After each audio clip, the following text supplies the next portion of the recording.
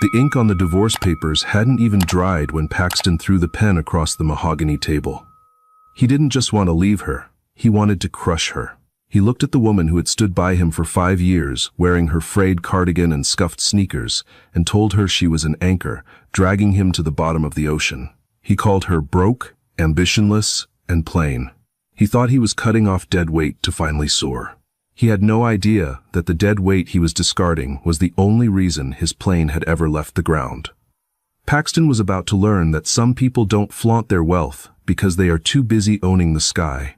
The conference room on the 42nd floor of the chaotic Manhattan high-rise smelled of stale coffee and aggressive cologne.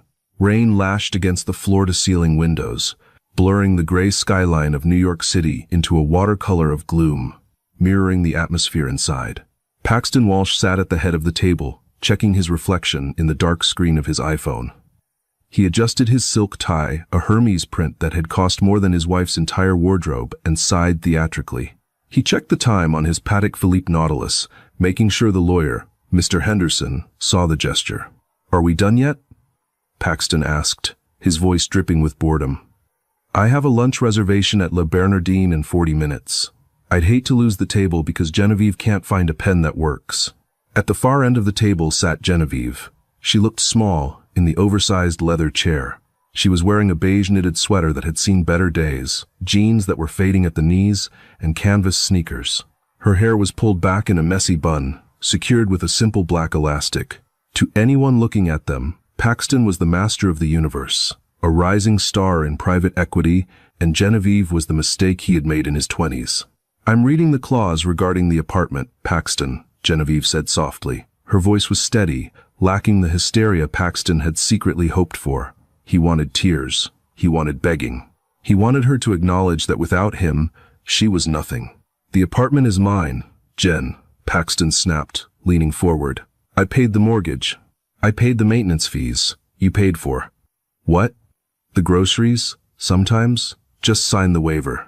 You get the lump sum we agreed on, which, frankly, is charity considering you've contributed 0 to my net worth and you walk away." Mr. Henderson cleared his throat awkwardly. "Mrs. Walsh, the settlement offer is quite final. Mr.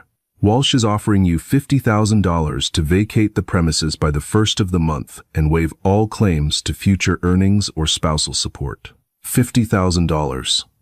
In New York City, that was barely breathing room. But Paxton knew she would take it. She hated conflict. She hated the flash and the noise of his world. "You're doing this because of Tiffany, aren't you?" Genevieve asked, finally looking up. Her eyes were a piercing green, the only sharp thing about her soft demeanor. Paxton scoffed, leaning back and crossing his arms. "I'm doing this because I've outgrown you, Genevieve. Look at you. Look at me." He gestured to his bespoke suit. "I'm closing deals with Fortune 500 companies. I need a partner who fits the part. Someone who can host a gala, not someone who thinks dressing up means wearing a clean t-shirt. You're stagnant. You're broke, General. Not just financially, but spiritually.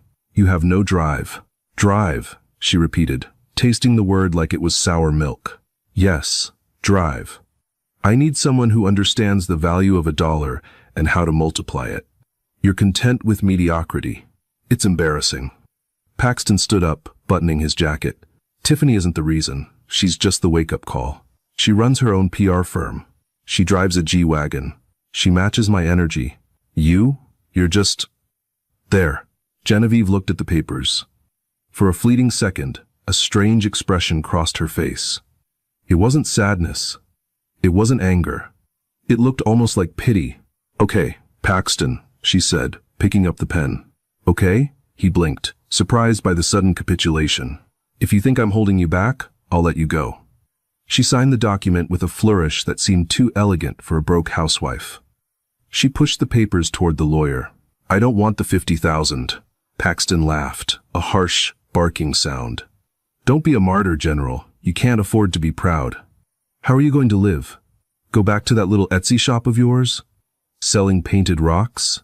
"I'll figure it out," she said, standing up. She picked up her canvas tote bag. "I always do."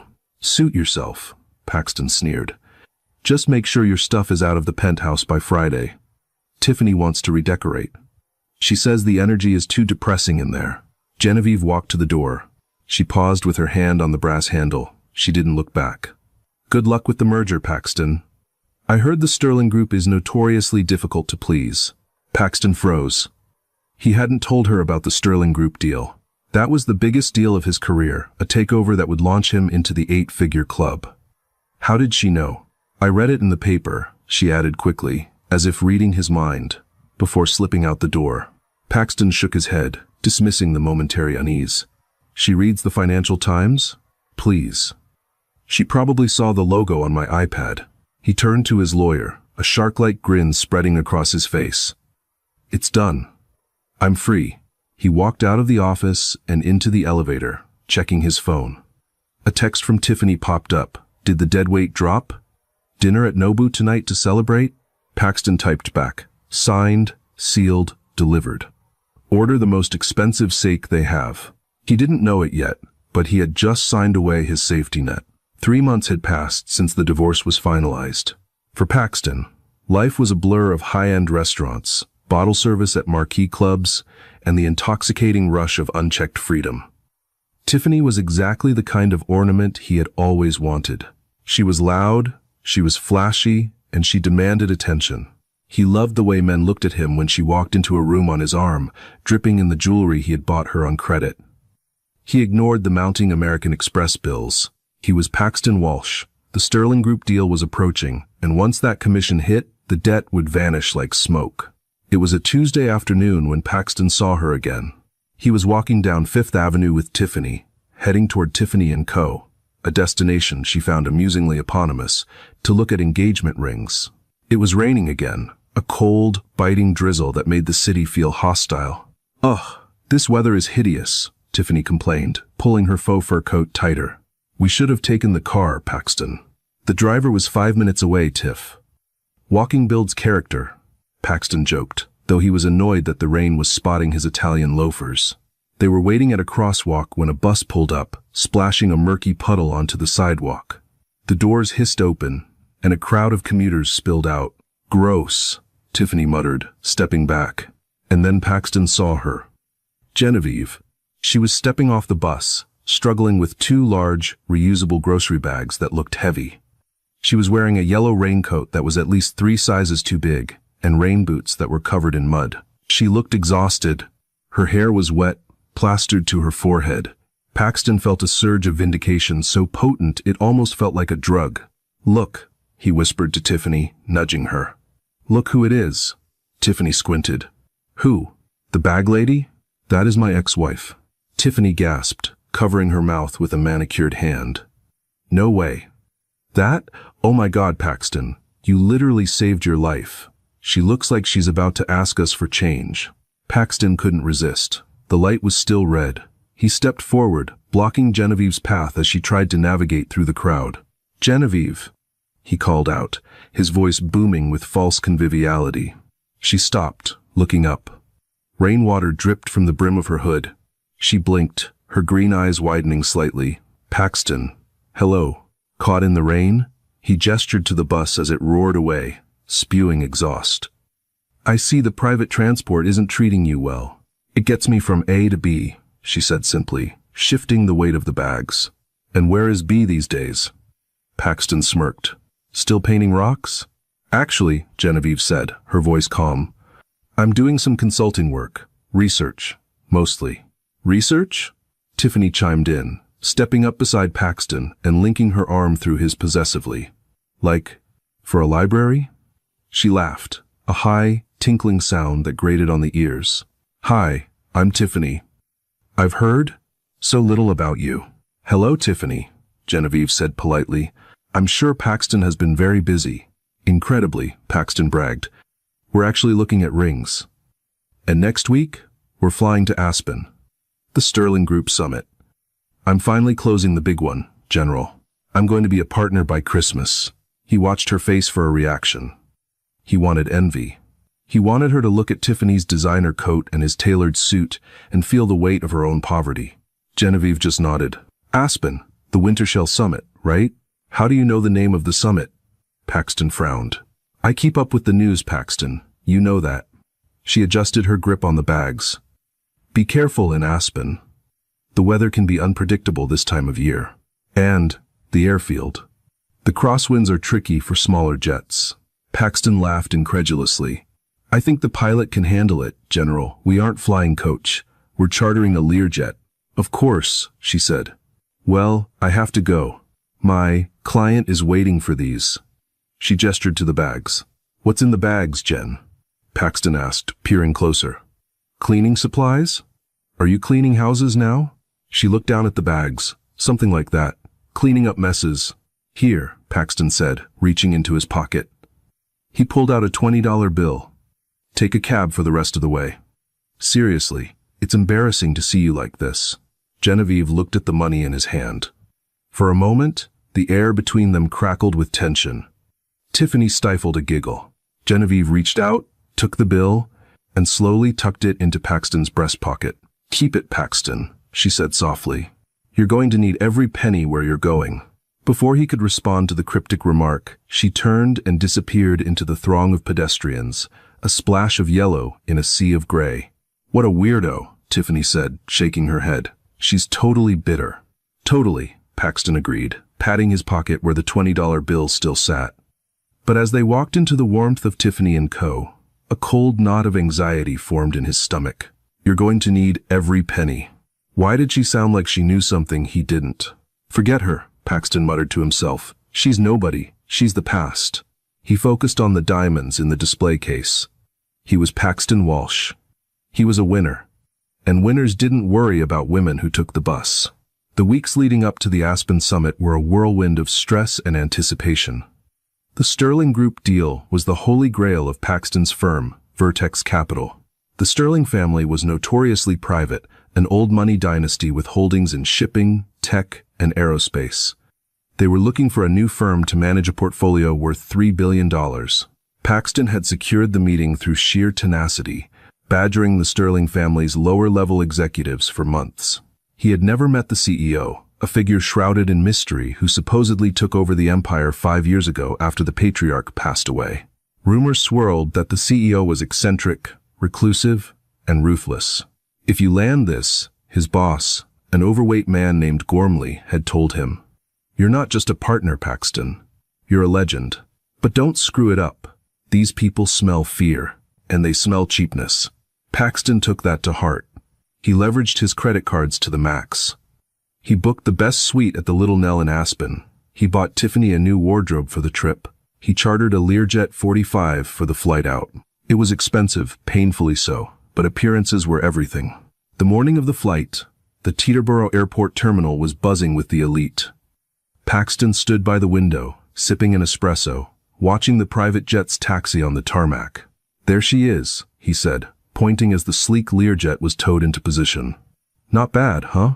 Tiffany didn't look up from her phone. "Babe, the Wi-Fi better be fast. I need to live stream the takeoff." Suddenly, the atmosphere in the private terminal shifted. Conversations stopped. Heads turned. Even the ground crew outside seemed to pause in their tracks. Descending from the clouds like a silver bird of prey was a monster of a machine. It wasn't a Learjet. It wasn't even a standard Gulfstream. "Holy," Paxton breathed. It was a Bombardier Global 7500, the pinnacle of long-range business jets. It was massive, sleek, and painted in a custom matte midnight blue with silver accents. It dwarfed the other planes on the tarmac. "Whose is that?" Tiffany asked, finally looking up. "It's huge." "That," Paxton whispered, "is a $100 million aircraft. That's a flying palace. That belongs to a head of state or a billionaire." The massive jet taxied smoothly, coming to a halt not far from where Paxton's modest Learjet sat. The contrast was humiliating. The Learjet looked like a toy car next to a tank. "Maybe it's the Sterling CEO," Paxton mused, his heart racing. "They're supposed to be in Aspen for the summit." "Go introduce yourself," Tiffany urged, pushing him. "Network, babe. You can't just walk up to a Global 7500. "Tiff," Paxton snapped. "Security will tackle you." He watched, transfixed, as the stairs of the massive jet automatically unfolded. A team of flight attendants in crisp Navy uniforms descended first, laying out a literal red carpet on the wet tarmac. A black SUV with tinted windows rolled up to the plane's stairs immediately. Look at the tail number, Paxton squinted. N1SG.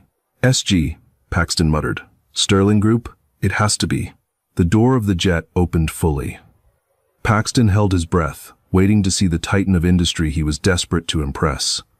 He expected an old man in a suit, or perhaps a tech bro in a hoodie, but no one came out. Instead, the pilot, a distinguished man with silver hair and 4 gold stripes on his epaulets, walked down the stairs and stood by the SUV. He opened the back door of the car. A woman stepped out of the car. She was wearing oversized sunglasses, a trench coat that looked like it was cut from clouds, and a scarf that trailed in the wind. She didn't look like a business tycoon. She looked like a movie star. She paused at the bottom of the stairs, handing a bag to the pilot. The pilot, Captain Harrison, Paxton noted from the embroidery on his jacket, bowed his head respectfully and laughed at something she said. It was a familiar, warm interaction. "Who is she?" Tiffany asked, jealous. "I don't know," Paxton said, straining his eyes. "A mistress? A daughter?" The woman turned slightly, catching the light. For a split second, Paxton felt a jolt of recognition. Something about the posture. Something about the way she held her head. But then she turned away, ascending the stairs of the Global 7500 with the grace of a queen boarding her throne. The door sealed shut. The massive engine spooled up, a deep, earth-shaking hum that vibrated the glass of the terminal. "Come on, Mr. Walsh," the pilot of his chartered Learjet called out, breaking Paxton's trance. "We need to clear out before the big boy blasts us with jet wash." Paxton followed Tiffany toward their small plane, but he couldn't stop looking back at the midnight blue giant. N1SG, he repeated to himself. He boarded his cramped jet, buckling his seatbelt. He felt small. He felt poor. And for some reason, he felt that same cold knot of anxiety he had felt on Fifth Avenue when Genevieve had given him the $20. "Champagne?" the flight attendant asked. "Double," Paxton said. "I have a feeling this is going to be a long weekend." Aspen, Colorado, greeted them with a wall of white. The descent into the valley had been treacherous. The small Learjet had bucked and swayed in the crosswinds, causing Tiffany to spill her mimosa and scream twice. Paxton had gripped the armrests until his knuckles turned white, his mind flashing back to Genevieve's warning on the street corner. The crosswinds are tricky for smaller jets. How did she know? The question nagged at him like a splinter. When they finally taxied to the private hangar, Paxton's anxiety spiked again. The massive midnight blue Global 7500 was parked in the premier spot, hooked up to ground power, looking like a sleeping beast. A fleet of black Cadillac Escalades surrounded it, men in earpieces moving with military precision. "Who is that?" Tiffany whined, shivering in her thin leggings as they stepped onto the snowy tarmac. "They're taking up all the space." "Quiet, Tiff," Paxton hissed. "That's power, real power. Try not to stare." They took the courtesy shuttle to the Little Nell, the only 5-star, ski-in, ski-out hotel in Aspen. Paxton had stretched his credit limit to the breaking point to book a junior suite, hoping the address would impress the Sterling executives. The lobby was a warm, golden-lit haven smelling of pine, expensive leather, and wood smoke. Paxton strode to the reception desk, slapping his platinum Amex on the marble. "Paxton Walsh, checking in." The concierge, a young man with a flawless smile, typed for a moment and then frowned. "Ah, Mr. Walsh, yes. We have you in, room 204. A lovely courtyard view." Paxton froze. "Courtyard? I booked a mountain view suite. I need the balcony facing the slopes. I'm afraid we had to reallocate some inventory due to a VIP buyout of the top 2 floors," the concierge said apologetically. "We are fully committed." "A buyout?" Paxton's voice rose. "Do you know who I'm here to meet?" "The Sterling Group." "I need to look the part." The concierge lowered his voice, leaning in. "Mr. Walsh, the Sterling Group is the one who bought out the penthouse in the floors below. The CEO requires absolute privacy. Her security team locked down the best suites 3 months ago." "Here, the CEO is a woman?" Paxton asked, surprised. He had assumed the successor was a son or a nephew. "Yes, sir. Very private. Very specific tastes." The concierge slid the key card across the desk. "Enjoy your stay." Paxton grabbed the key, fuming. He walked past the bar, where captains of industry were sipping 20-year-old scotch. He felt like an imposter. He dragged his Rimowa suitcase toward the elevator, Tiffany trailing behind him, complaining about the lack of bellboys. That evening, the welcome mixer was held in the hotel's private ballroom. This was it. The proving ground. Paxton dressed in his tuxedo, checking his reflection.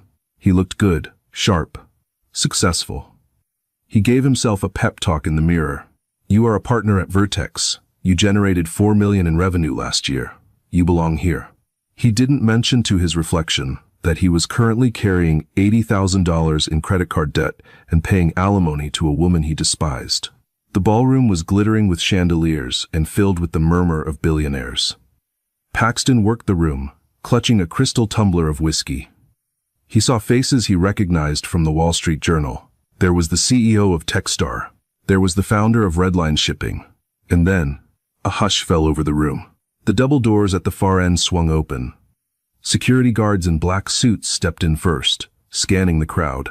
Is that her? Tiffany whispered, clutching Paxton's arm. The Dragon Lady? A woman entered. She was surrounded by a phalanx of advisors, so it was hard to see her clearly. She wore a backless emerald green gown that shimmered like liquid money. Her hair was styled in an elegant, intricate updo. She moved with a fluidity that commanded attention without demanding it. She didn't stop to chat. She moved straight toward the VIP section, a roped-off area raised slightly above the rest of the floor. Paxton stood on his toes, trying to catch a glimpse of her face. He saw the back of her neck, the flash of diamonds at her throat. She looks familiar, Paxton muttered, the alcohol buzzing in his head. Everyone looks familiar to you. Tiffany scoffed, bored. Can we go? The vibe here is too stiff. I want to go to the club downtown. We are not going to a club, Tiffany. I need to shake hands with someone from her team. Paxton abandoned Tiffany by the chocolate fountain and pushed his way toward the rope line. He spotted a man he recognized, Marcus Thorne, the CFO of the Sterling Group. This was his chance. Mr. Thorne, Paxton called out, flashing his best salesman smile. Paxton Walsh, Vertex Capital. Thorne, a silver-haired man with eyes like flint, turned slowly. He looked Paxton up and down. Vertex? Ah, yes. Gormley's boy. I'm leading the pitch tomorrow, Paxton said, extending his hand. Thorne didn't take it. Are you now? Thorne took a sip of his drink. We've heard interesting things about Vertex. Aggressive. Hungry. We get results, Paxton said, puffing out his chest. We value integrity above results, Mr. Walsh, Thorne said coolly. Our chairwoman is very particular about the character of the people managing her family's legacy. She has an uncanny ability to spot a fake. Paxton felt a bead of sweat trickle down his back. Well, I look forward to meeting her. Thorne smiled, but it didn't reach his eyes. Oh, you will. Tomorrow at 9 a.m. sharp. Don't be late. She hates tardiness, and she hates excuses. Thorne turned his back, effectively dismissing him. Paxton retreated, his heart hammering. He felt like he was walking on a tightrope over a canyon. He found Tiffany, grabbed her arm, and marched her toward the exit. Ow, what is your problem? She snapped. We're going to bed, Paxton growled. I need to be perfect tomorrow. My life depends on it. As they waited for the elevator, Paxton looked back at the VIP section. The woman in the green dress turned slightly. For a second, he saw her profile. A shiver went down his spine. It couldn't be. The nose, the chin. It looked exactly like Genevieve. But Genevieve was in New York, probably eating ramen in a studio apartment. This woman was dripping in diamonds worth more than Paxton's entire existence. It's just the stress, he told himself. Get a grip, Walsh. The conference room the next morning was more like a tribunal. The long table was made of black marble, polished to a mirror shine. The windows looked out over the pristine, snow-covered Rockies, but the temperature inside the room felt colder than the air outside. Paxton sat on the left side of the table, flanked by two junior analysts from his firm who looked terrified. He had his presentation loaded on the iPad, his charts perfected, his opening lines rehearsed. On the right side sat the Sterling Group executives, Marcus Thorne, the legal counsel and the head of operations. But the chair at the head of the table, the throne, was empty. The chairwoman will be joining us shortly, Thorne said, checking his watch. She is concluding a call with the Prime Minister of Japan. Paxton swallowed hard. The Prime Minister. He adjusted his tie. His hands were shaking slightly. He hid them under the table. The heavy oak doors opened. "All rise," a security guard announced, as if it were a court of law. Everyone stood up. Paxton smoothed his jacket, his eyes glued to the door. The click-clack of heels on the hardwood floor echoed like gunshots. First came the scent, a subtle mix of jasmine and expensive vanilla. It hit Paxton's nose before he even saw her. It was a scent he knew. A scent he hadn't smelled in 3 months. A scent that used to be on the pillow next to him every morning. No. Then, she walked in. She was wearing a white power suit, tailored to absolute perfection. It fit her like armor. Her hair was down, cascading in soft waves around her shoulders. She wore no jewelry except for a simple, vintage gold watch on her wrist. She walked to the head of the table and placed a leather folio down. She didn't look at the executives. She didn't look at the view. She looked directly at Paxton. Paxton's legs gave out. He collapsed back into his chair, his mouth falling open. The air left his lungs in a painful wheeze. It was Genevieve. Not the Genevieve in the oversized sweater. Not the Genevieve with the messy bun. This was a Genevieve carved from ice and steel. Her green eyes, usually so soft and pleading, were now sharp, assessing, and utterly terrifying. "Good morning, gentlemen," she said. Her voice was the same, yet completely different. It held a frequency of authority that Paxton had never heard before. Mrs. Walsh?" The junior analyst next to Paxton stammered, confused. He had met Genevieve once at the office Christmas party. "Miss Sterling," she corrected, not breaking eye contact with Paxton. "My name is Genevieve Sterling." Silence. Absolute, suffocating silence. You could hear the hum of the hard drives in the laptops. Paxton felt like the room was spinning. "Sterling?" he whispered, his voice cracking. "But, you told me your maiden name was Miller." "I used my mother's maiden name," she said calmly, sitting down, "to ensure that the people in my life loved me for me, and not for the $3 billion attached to my signature." She laced her fingers together and leaned forward. "A test," she added, a small, cold smile playing on her lips. "Which, as we all know, you failed spectacularly." Paxton couldn't breathe. His mind was racing, replaying the last 5 years. The dusty apartment, the budgeting, the way he had scolded her for buying expensive organic milk, the way he had given her an allowance. She was a Sterling. She owned the building he lived in. She probably owned the bank that held his credit card debt. I don't understand," Paxton stammered. "The apartment, the bus, the clothes. I live simply because I enjoy it, Paxton," she said. "I don't need a G-Wagon to know who I am. But when I need to step up, I step up." She gestured to the room, to the hotel, to the invisible jet parked outside. "Now," she continued, opening the folio. "Vertex Capital, you're here to pitch me on why you should manage the Sterling Family Trust." Marcus Thorne leaned over and whispered something to her. She nodded. "I've read your proposal, Paxton," she said. "It's aggressive, high risk, high reward, typical of your style. It's a solid strategy." Paxton managed to choke out, trying to salvage the shreds of his career. "We outperform the market by 12%. I know the numbers," she cut him off. "I also know the man behind the numbers." She stood up and walked slowly around the table, stopping right behind Paxton's chair. He could feel the heat radiating from her. He smelled that jasmine scent again, and it made him want to vomit with regret. "You see, gentlemen," she addressed the room, her hand resting lightly on the back of Paxton's chair. "Mr. Walsh here is a man who values optics over substance.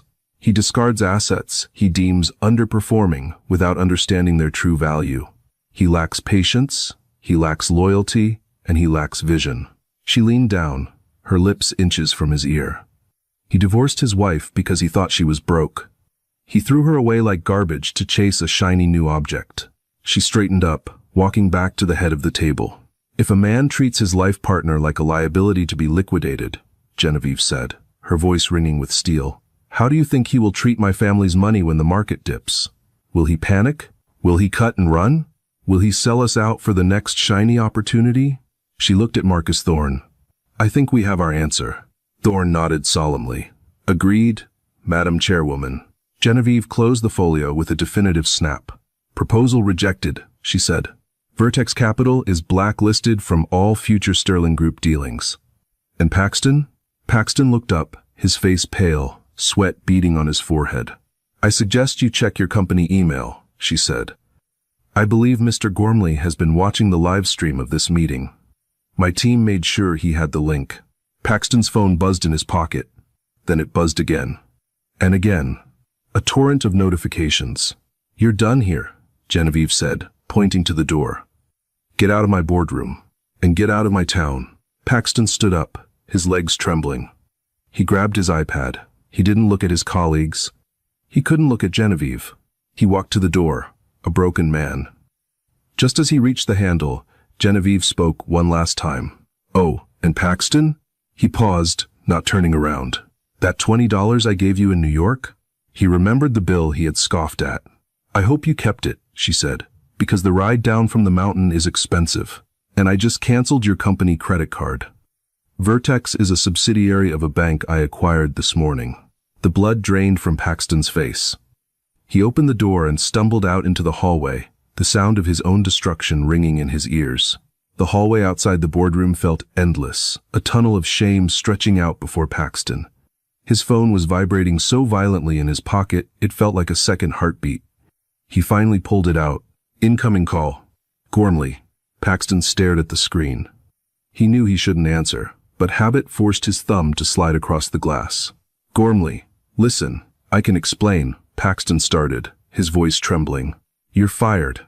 Gormley's voice was a low growl, devoid of the usual bluster. Don't come back to the office.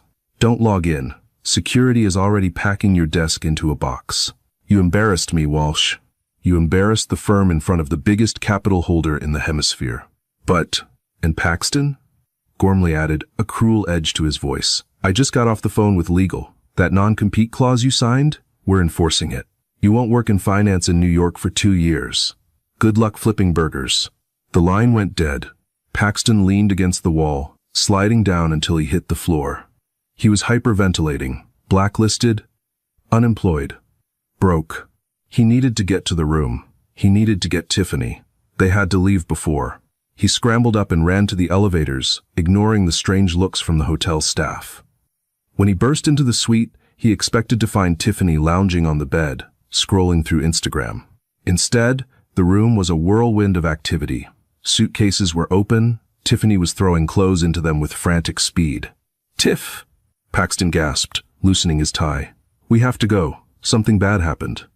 The deal. It didn't go through. Tiffany didn't look up. She was shoving her beauty products into a bag. I know.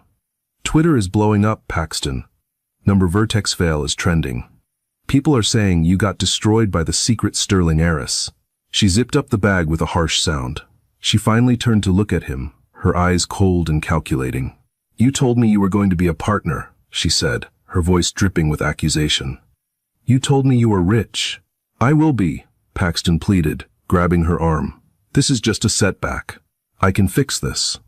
We just need to get back to New York and regroup. Tiffany shook his hand off as if he were contagious. There is no we, Paxton.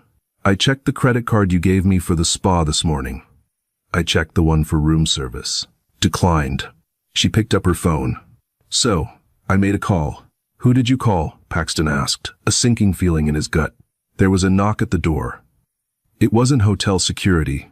It was Chadwick, a hedge fund manager Paxton knew from the club scene in Manhattan. Chadwick was older, balding, and notoriously sleazy, but he was worth $50 million. Ready, babe? Chadwick asked, leaning against the doorframe, smirking at Paxton. Chadwick? Paxton looked between them. What is this? An upgrade, Tiffany said cruelly. She grabbed her bags and walked toward the door. She paused next to Paxton, looking him up and down with the same disdain Paxton had shown Genevieve months ago. You're a liability, Paxton, she said, echoing his own words. And I don't date liabilities. She walked out, linking arms with Chadwick. Let's go, Chad. This room smells like failure. Paxton was left alone in the silent suite. He walked to the window. Down below, he saw Chadwick's car, a Bentley, pull up. Tiffany got in. They drove away. Paxton walked to the minibar, He needed a drink. He grabbed a small bottle of vodka and cracked it open. Knock, knock. Mr. Walsh? It was the hotel manager, flanked by 2 security guards. We've been informed that the credit card on file has been reported as compromised by the issuing bank.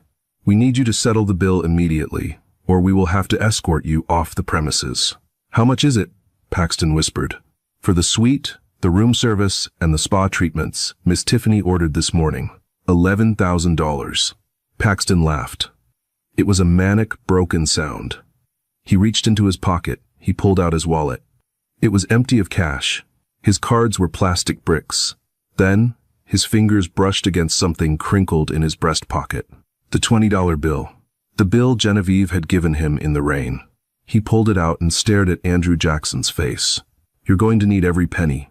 I have $20, Paxton said, tears finally spilling over his cheeks. The manager sighed.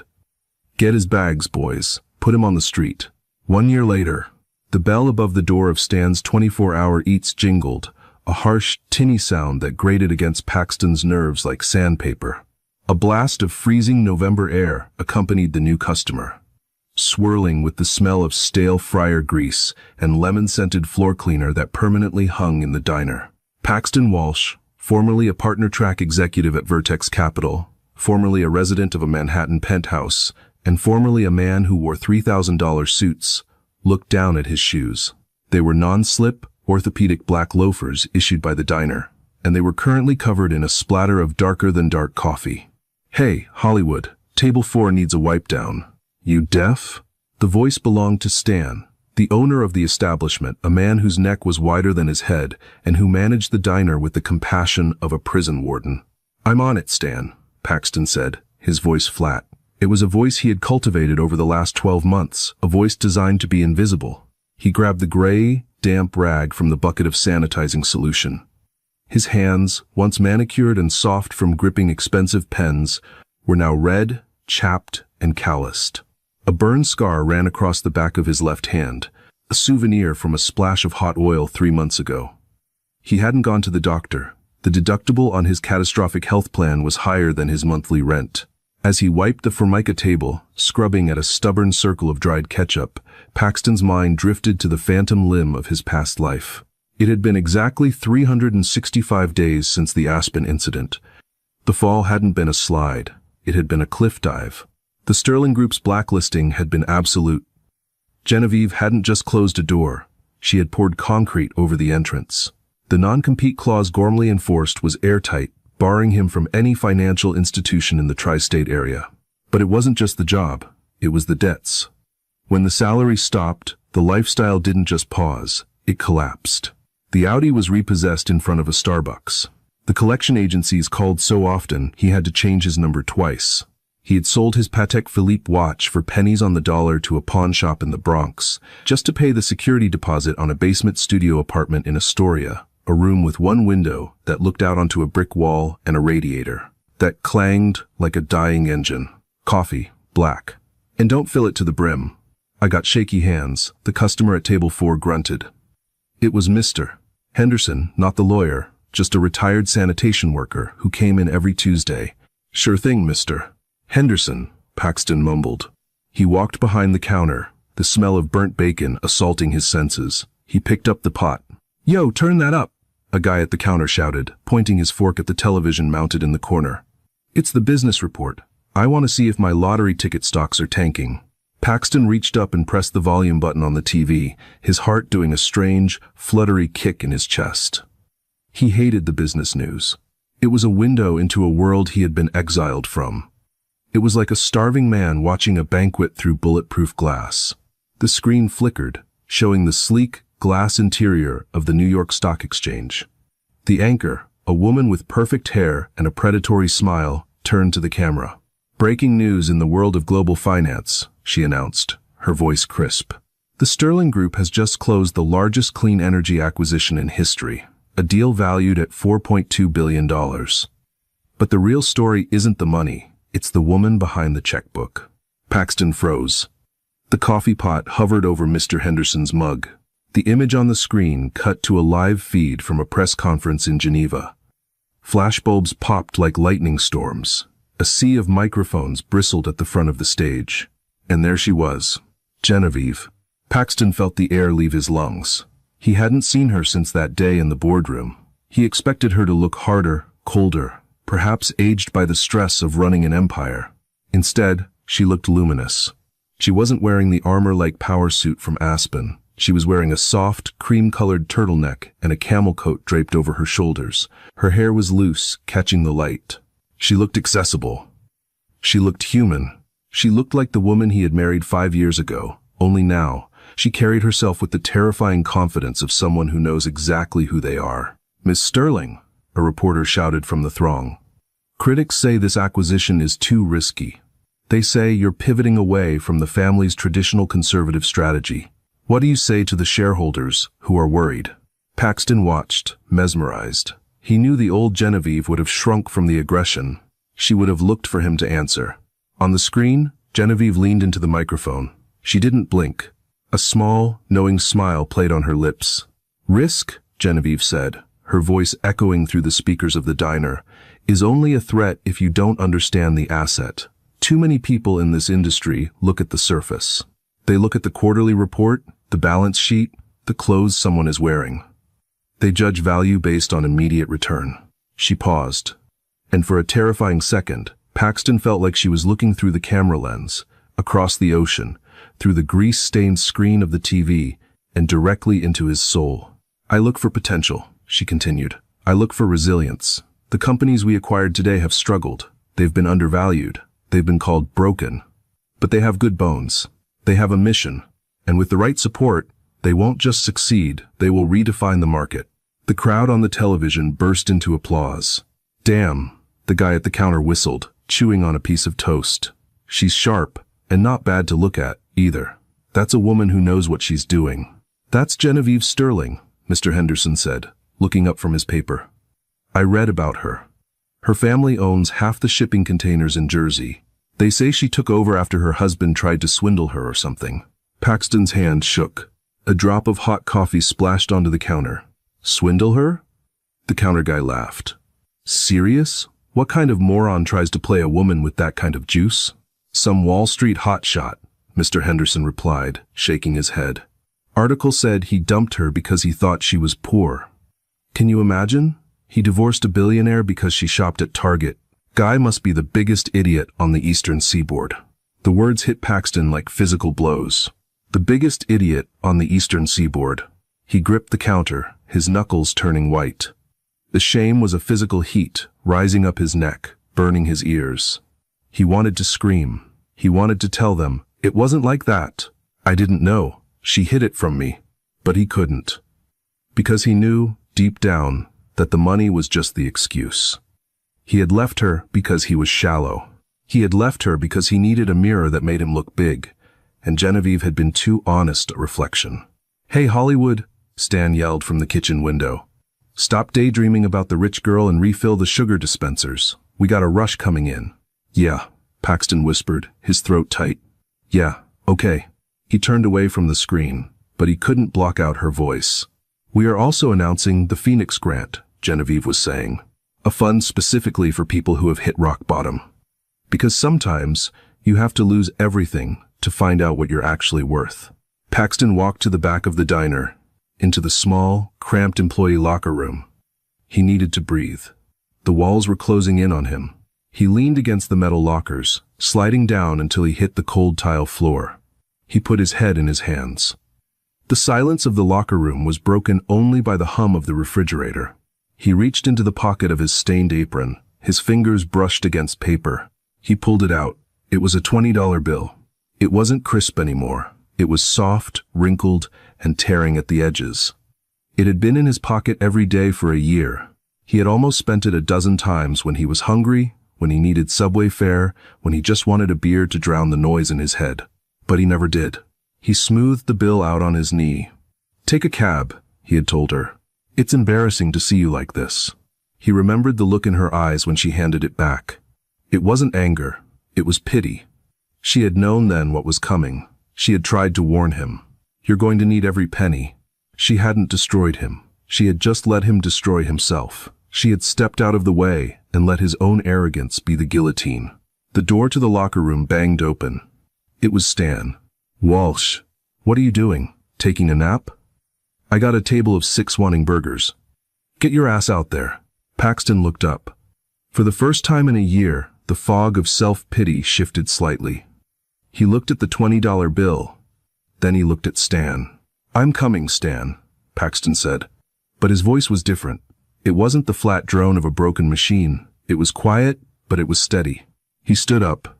He carefully folded the $20 bill and placed it back in his pocket, right over his heart. It wasn't money anymore. It was a receipt. A receipt for the life he had sold for cheap thrills. He walked back out into the diner. The business report was over. The TV was now playing a soap opera. The patrons were eating, arguing, laughing. Life was moving on. Paxton picked up his notepad. He walked to the table of 6. They were young, loud, wearing suits that looked cheap but flashy, the kind of suits he used to wear when he was 22 and hungry. "What can I get you, gentlemen?" Paxton asked. "Yeah, give us a round of beers," one of the young men said, snapping his fingers. "And make it quick. We're celebrating. Just closed a massive deal. We're going to be kings of this city." Paxton looked at the kid. He saw the arrogance in his eyes. He saw the cheap watch he was flashing, as if it were a Rolex. He saw the way he treated the waitress passing by. Paxton felt a strange sensation. It wasn't envy, it was sadness. "Congratulations," Paxton said softly. "Just be careful. The ride down is a lot faster than the climb up." The kid laughed, dismissing him. "Whatever, Grandpa. Just get the beers." Paxton walked away. He went to the window and looked out into the night. The rain had started again, turning the neon lights of Queens into blurry streaks of color. Far above the gritty streets, above the din of the diner and the noise of the city, a plane was crossing the sky. He could just see its blinking red lights against the darkness of the clouds. It was flying high, above the turbulence, heading somewhere expensive, somewhere far away. It might have been her. It might not have been. It didn't matter. Genevieve was in the sky. Paxton was on the ground. The balance sheet had been reconciled. He turned back to the counter, picked up the coffee pot, and went back to work. He had a long shift ahead of him, and for the first time in his life, he knew exactly what he was worth. $20 plus tips. And strangely, as he poured the coffee into the white ceramic mug, Paxton Walsh realized it was the first honest money he had ever earned. And that is the story of how Paxton Walsh learned the hardest lesson of his life. When you treat people like investments, you eventually go bankrupt.